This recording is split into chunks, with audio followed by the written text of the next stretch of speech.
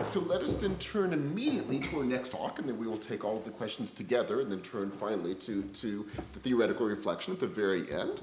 So it is now a tremendous honor to introduce Vinciane Pirenne-Delforge and John Scheid. So I assume, Vinciane, you'll be mainly presenting, but John, you will be here as well. So we will... No, it's not John. Oh, you're not John. No, John, it's in absentia. Ah, so John is in absentia. Yes, so he's unable to be here at this moment, so he apologizes a lot. Not at all. No. So, then, please, join me in giving our very warmest welcome to Vinciane Pirenne-Delforge.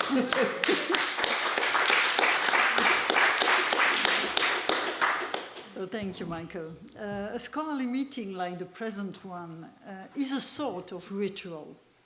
And the first obligation in this context is to thank the organizers for their invitation. And it's with great pleasure that I meet this ritual requirement and warmly thank Anne Cheng and Stéphane Feuillas for extending the scope of their investigation of Chinese rituals to the far west of Greece and Rome. The use of the word ritual to refer to the initial words of thanks in a conference makes it clear that a ritual does not necessarily belong to religion. In the modern sense of, and I quote a definition by Spiro in 1966, an institution consisting of culturally patterned interaction with culturally postulated superhuman beings, end of quote. Nevertheless, this is the sense we give to the term ritual in our joint paper, which addresses some questions related to ritual and writing in the Greek and Roman religions. The initial premise of the discussion is a self-evident statement. Neither Greek nor Roman religion can be considered as a religion of the book, in the common sense of a system based on a sacred scripture encapsulating a revelation and giving birth to dogmas. But this premise must be immediately qualified because writing related to religion was not absent in these cultures where orality coexisted with writing during centuries. Sanctuaries were full of inscriptions and graffiti, while written ritual norms are attested in Greece and priestly books in Rome. Cleo Carrastro has just analyzed the writing down of oracular question or answers, and so we do not address this specific topic. We will respectively, even if I'm alone to speak, we will respectively focus on the ritual prescriptions preserved on stone in Greek sanctuaries and on the so-called books of the priest in Rome. The shared background of both parts of our lecture is the question of religious authority and codification with regard to ritual performance. So, John Scheid, with my voice, will refer to Roman priestly books in a moment. But as far as ancient Greece is concerned, no book of this type is attested, and so such writings do not seem to have ever been the rule. Some books are mentioned in connection with the so-called Orphic rituals, but the issue is much discussed and badly evidenced. The religion of the Greeks was not a religion of the book. Nevertheless, with the adoption of alphabetic writing in early archaic times in the 8th century BC, the Greek city-states progressively used this tool for fixing their decisions and publicly displaying them when necessary. Among the wide range of measures adopted by the cities, one finds decisions related to the gods, sanctuaries, rituals, undertaken for the well-being of the community. Unfortunately, official Greek archives are almost completely lost, but we know that some of them contain a section devoted to regulations concerning sacred issues.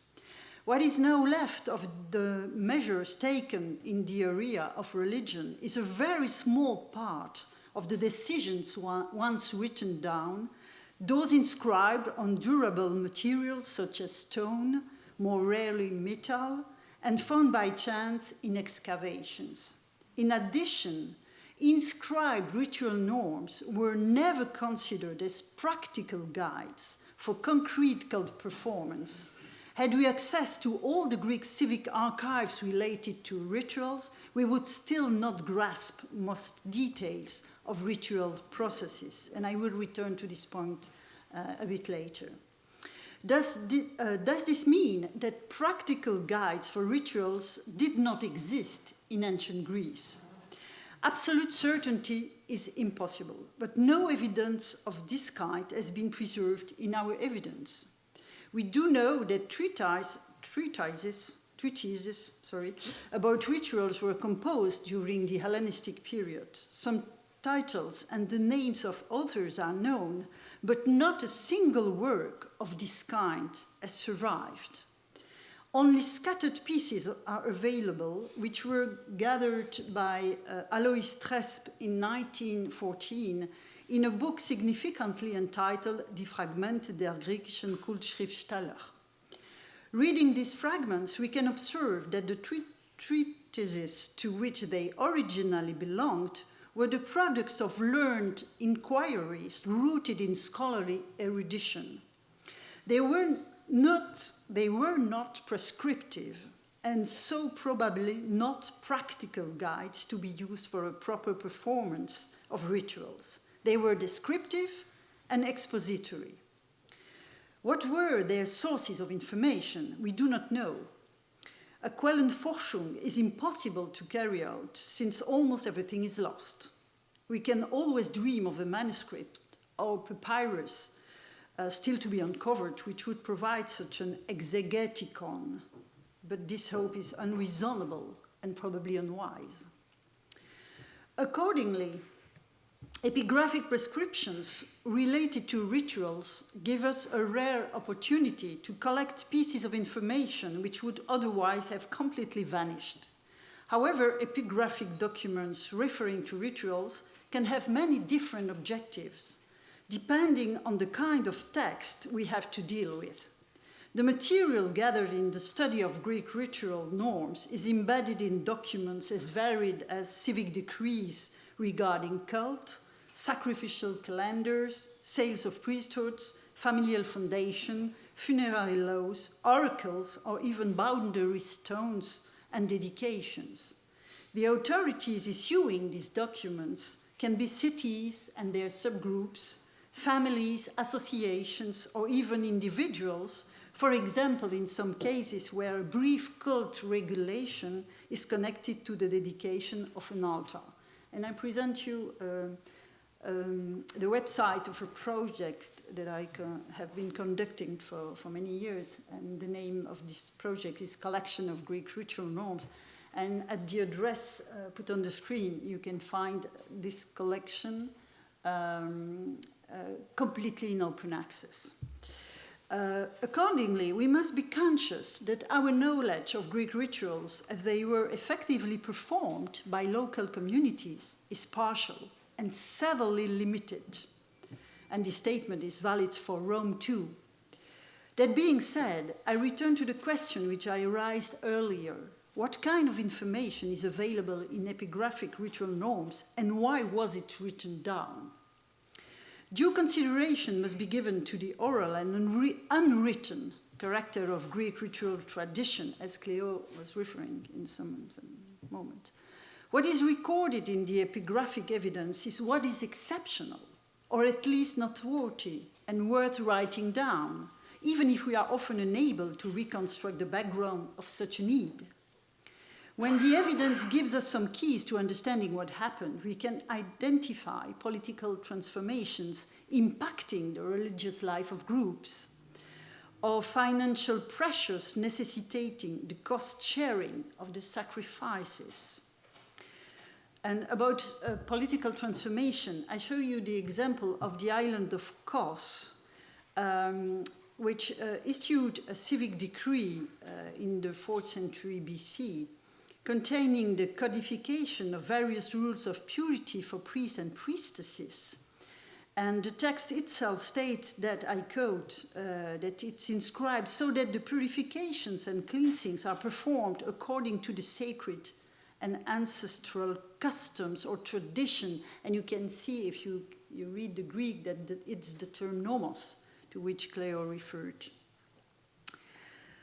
These sacred norms to which the text refers were previously recorded in archives, but we do not know exactly why the inhabitant of Kos felt the necessity to publicize them on several stelae erected in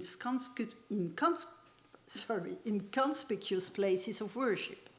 The extant stelae recording such purity rules is heavily damaged, but what is readable shows that the rules it contained were more precise than many other documents referring to rituals, perhaps because purity became a sensitive issue on the island at some point during the Hellenistic period, but we can only propose hypotheses. Purity rituals are well attested in our evidence, but the main ritual performed by Greek communities for over a millennium was undoubtedly animal sacrifice. As far as Thusia, the Greek name for sacrifice, is concerned, Greek ritual norms clearly confirm that a range of actions to be performed were not made explicit because at a fundamental level, this kind of sacrifice involved a basic series of actions that were part of common knowledge and did not need to be spelled out. The possibility for private individuals to offer sacrifices in sanctuaries without need of a ritual expert or a priest is a strong confirmation of this basic level of knowledge. When new configurations emerge in a group, then the necessity of specifying at some level of detail what had to be done in ritual context arose. For example, gathering several settlements in one city required that the religious life of the new city be organized in such a way as to provide the same degree of information and knowledge to all its inhabitants. However, the basic elements presumed to be known by all the members of the previous communities were left implicit. An interesting question as far as Greek ritual norms are concerned is the scale of the common knowledge presupposed by these documents. Can we identify local, regional, or even Panhellenic levels of shared knowledge? In other words, are we in a position to recognize something typically Greek in the sacrificial ritual performed by Greek groups, beyond the ritual specificities of these particular groups on a local or a regional level? And I resort to a linguistic metaphor to make my question even clearer. Does a common Hellenic sacrificial language exist in parallel with its multiple dialectal expressions? An inscription newly discovered in ancient Thessaly in central Greece gives us a beautiful opportunity to address the question. The text, and you see the stele, both faces of the stele on the screen, the text dated to the 3rd or 2nd century BC belongs to the category of the epigraphic ritual norms, insofar as it prescribes a range of sacrifices to be offered to various gods. The authority issuing the document, if any was mentioned, is now lost in the damaged parts of the stele. But the vast majority of the prescribed sacrifices and some of the gods mentioned are so exotic on a Greek point of view that we can reasonably attribute that regulation to an association mixing together Syrian or other Near Eastern people and Greek members. And this inscription has already provided a lot of studies. For the first time, and that's my point, because the text is very long, for the first time in the epigraphic evidence written in Greek, we find the expression to sacrifice according to the Greek norm. And here is the part of the text that I want to analyze with you. So the expression tu ein teteo helleniko nomo that I translate to sacrifice according to the Greek norm or tradition or custom or rite. It can be translated like that. So depending on the translation chosen for Hellenikos normos. The expression is unique in epigraphy and exceptional in other textual evidence. The procedure is described in detail. I don't read the translation, but I paraphrase. Any sacrificial animal can be offered except a pig, and an exception which is actually not Greek. Some cakes are to be deposited on the table, as well as olive oil for a lamp, wine, the boiled breast, and one raw leg of the animal. Some of the innards are cooked for the priestess: liver, lungs, diaphragm, left kidney, and tongue, while the right kidney, right extremities, acrocolon, it's difficult to translate, the heart, omentum, the front leg, and a part of the tail must go into the fire on the altar. The same ritual process is to be followed when sacrificing sheep and bovines. In other inscriptions, including elements related to sacrifice, issued by Greek and only Greek groups, such as cities, families, associations.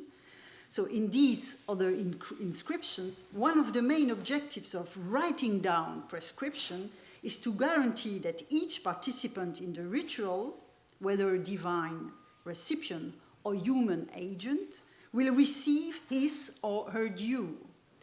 In the case of the hybrid Thessalian group, the same preoccupation probably underlies the regulation, but we also have to take into account the necessity of informing people who do not share the same level of ritual knowledge.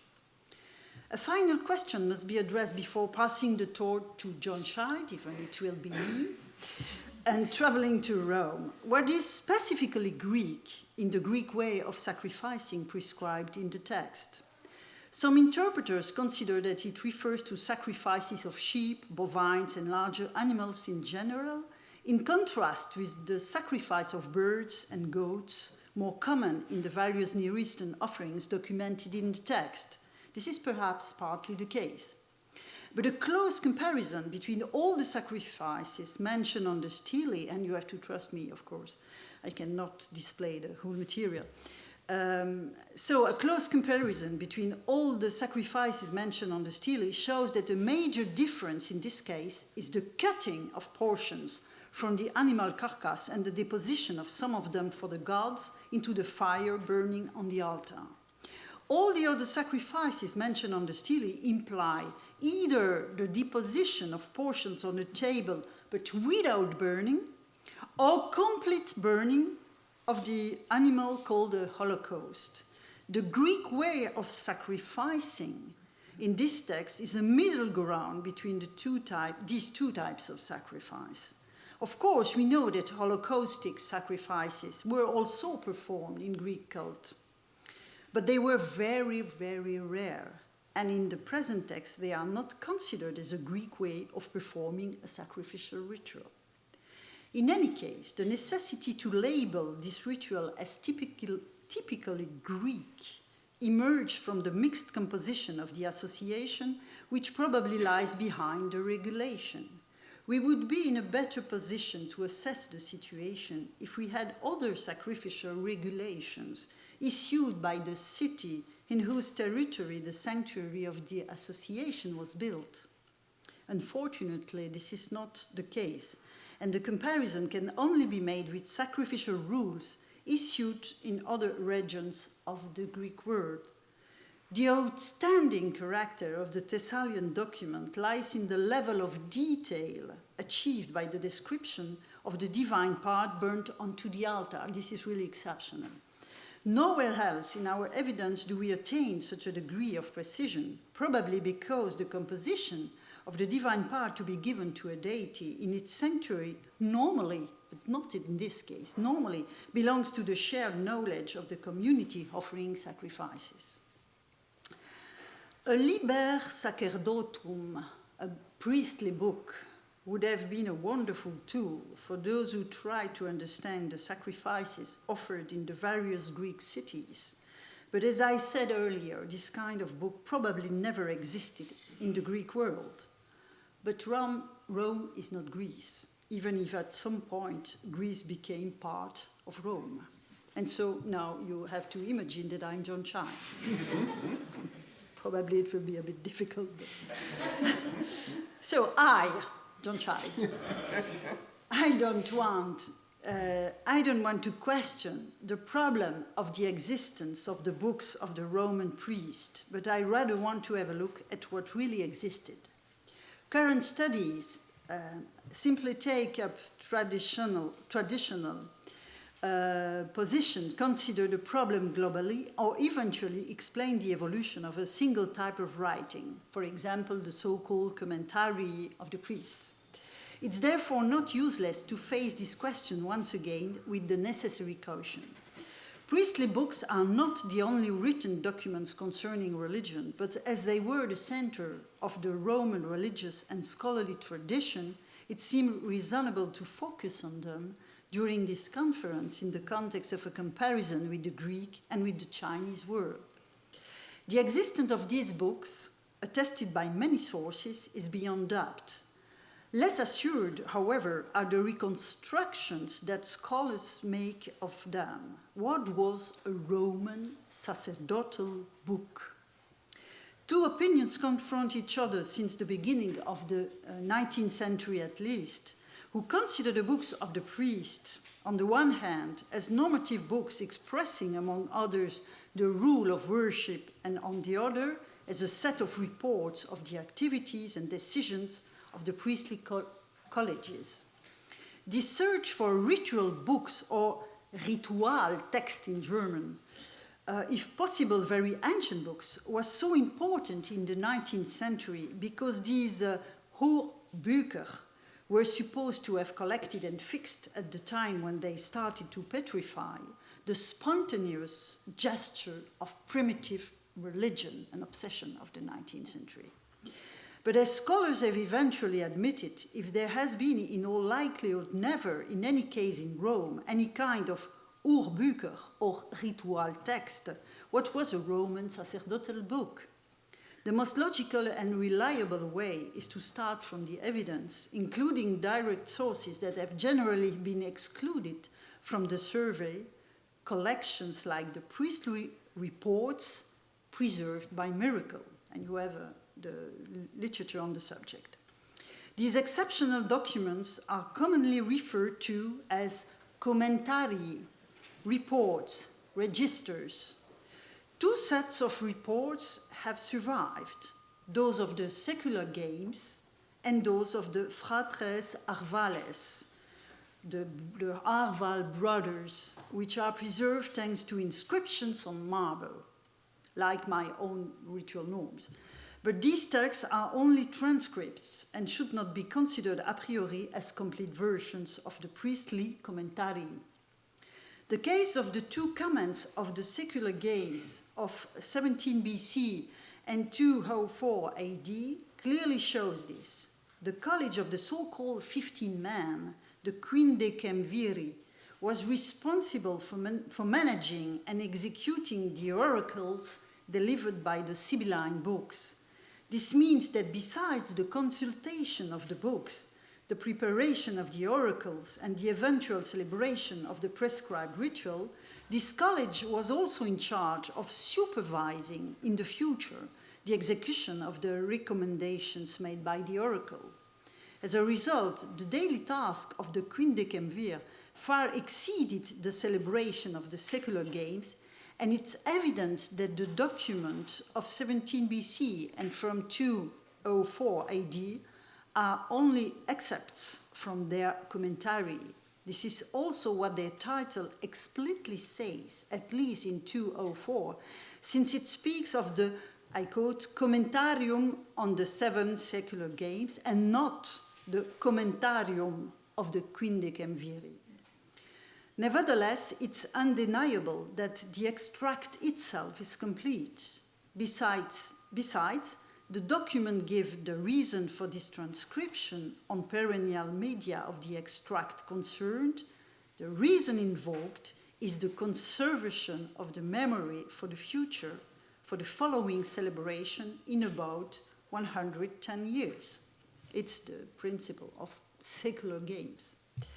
The records of the Arval brothers give since about the years 21-27 AD a more or less complete transcriptions of the activities of the Brotherhood. But before these years, from 32-30 BC, when they were created, the Arvals only transcribed relatively short summaries.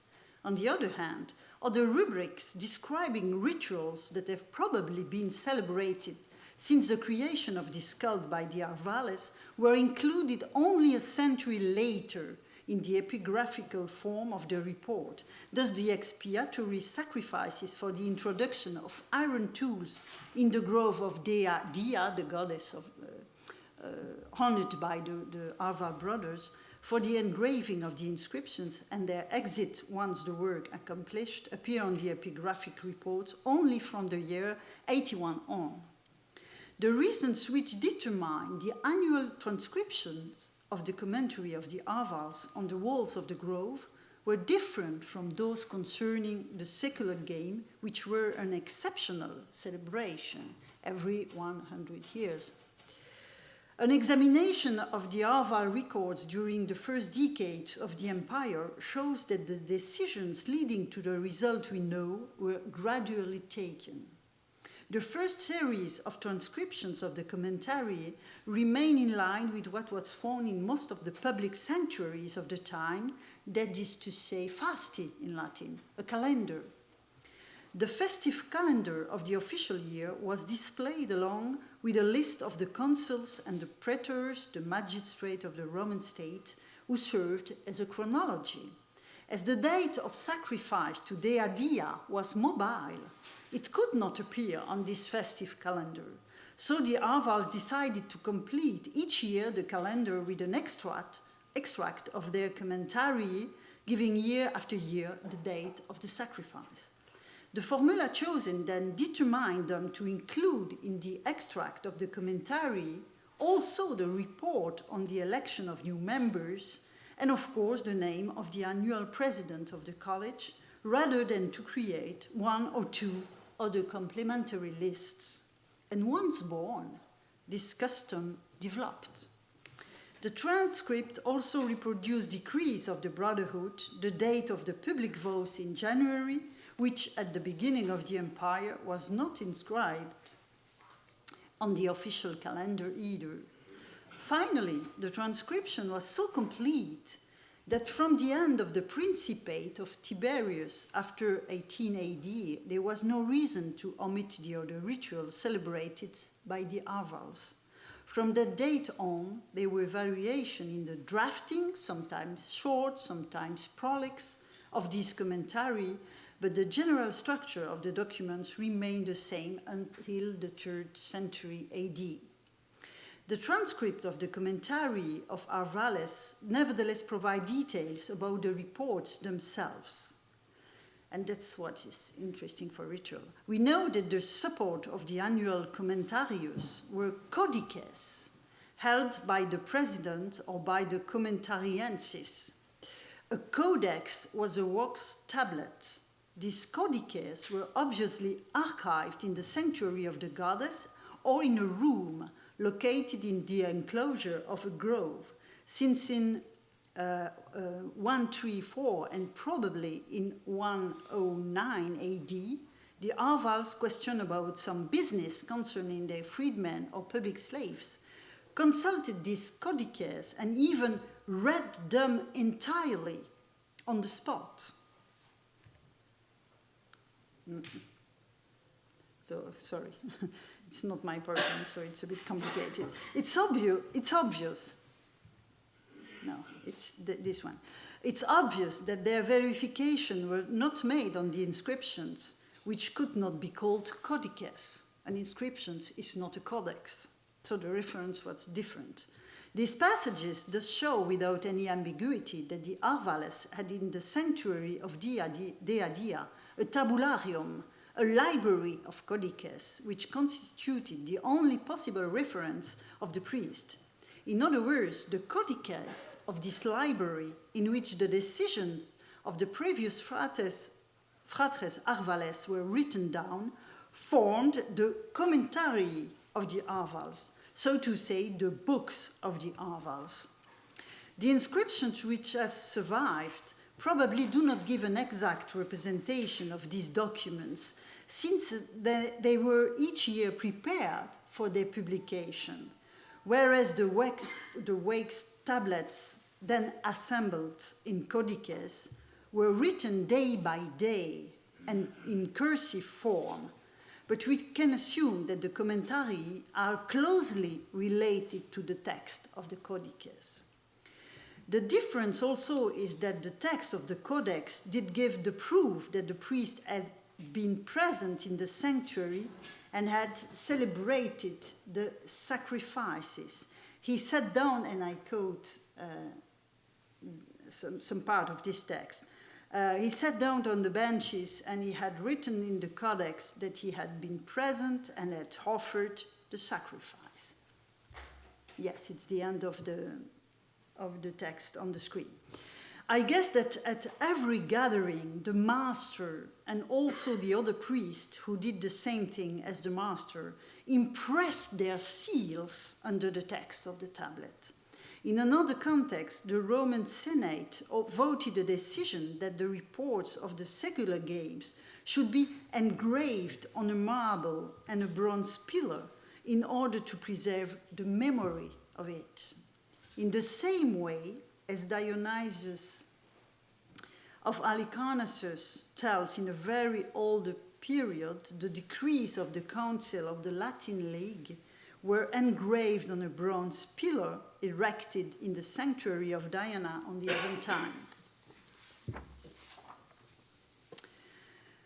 It should be added that the Arval records also show that the colleges used prayer books and perhaps a booklet with membership list or a formula for the election of the annual president of the Brotherhood. But it's not appropriate to equate these booklets with the ritual text of the old theories of the 19th century. These prayer texts are in fact instruments of worship, allowing the recitation without error of the prayer or election formulas. There is no reason to consider that only the Arval brothers had commentary, and of course prayer books.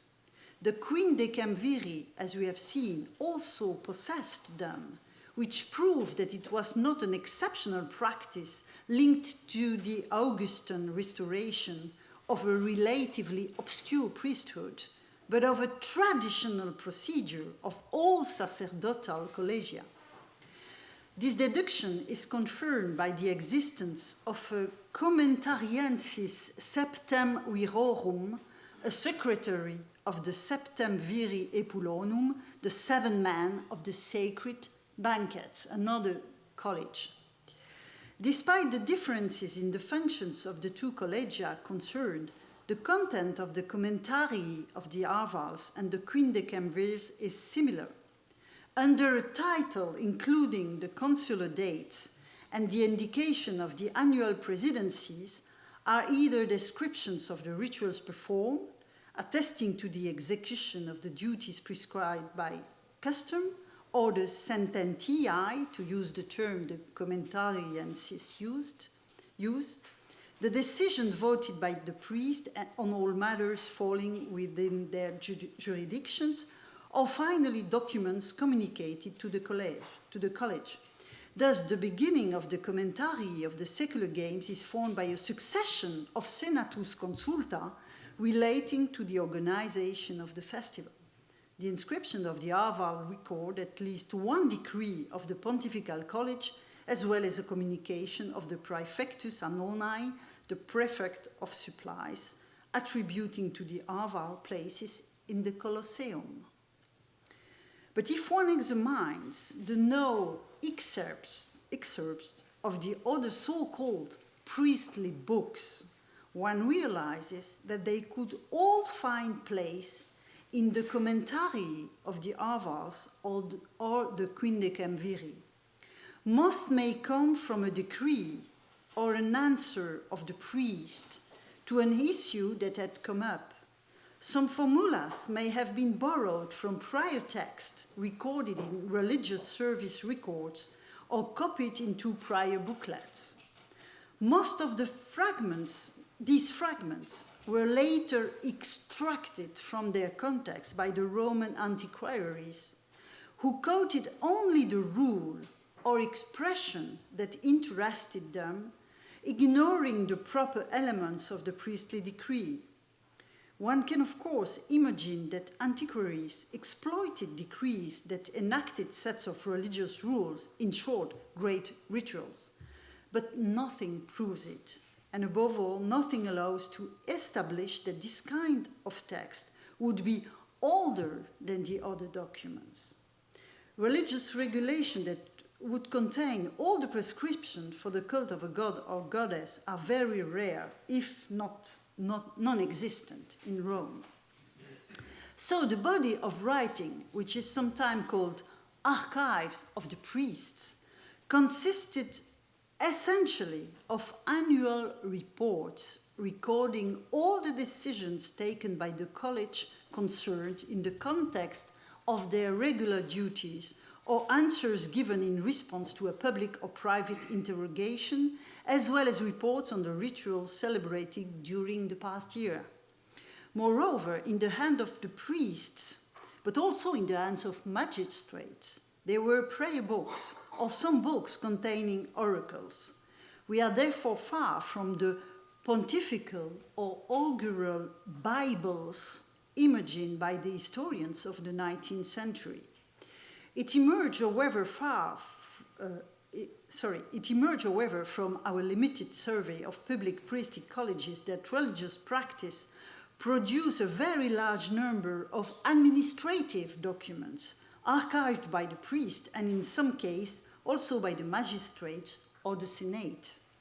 Very few are preserved, either more or less directly by copies on stone or indirectly by the extracts made by Roman scholars.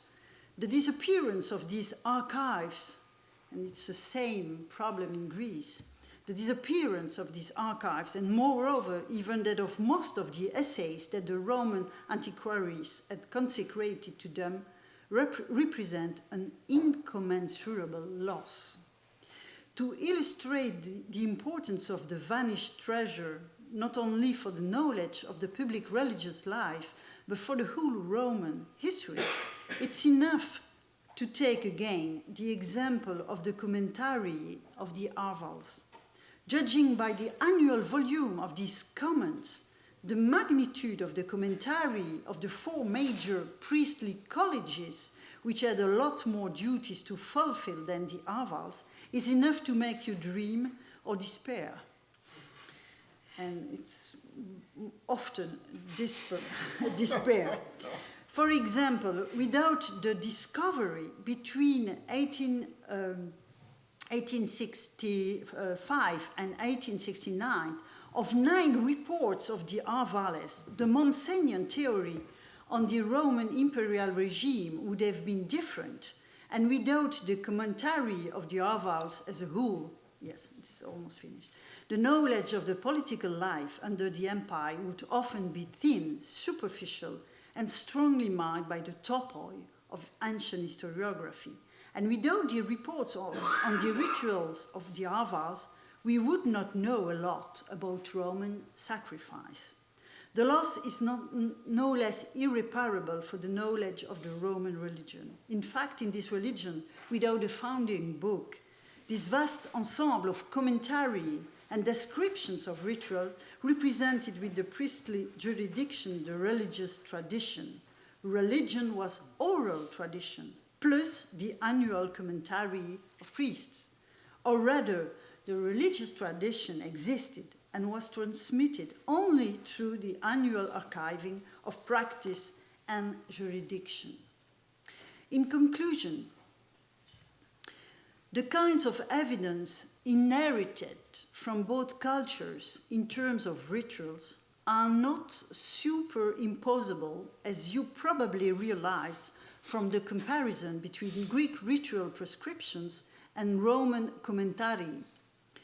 Moreover, we cannot equate the political background of Rome, notably the importance of the urbs, the city par excellence, with the political background of Greece, where 1,000 independent city-states in the Aegean basin regulated their own religious life during centuries.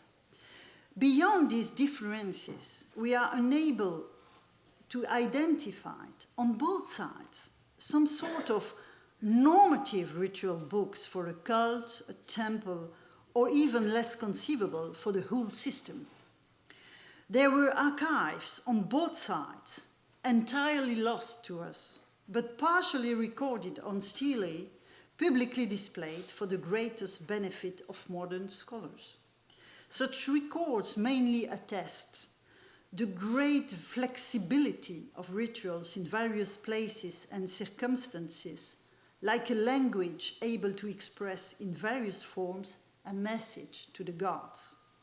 There was something typically Roman or typically Greek in rituals performed in both cultures, but in such a common framework, a large range of possibilities was designed from place to place, from time to time. This is one of the main characteristics of ancient polytheism. I thank you for your attention.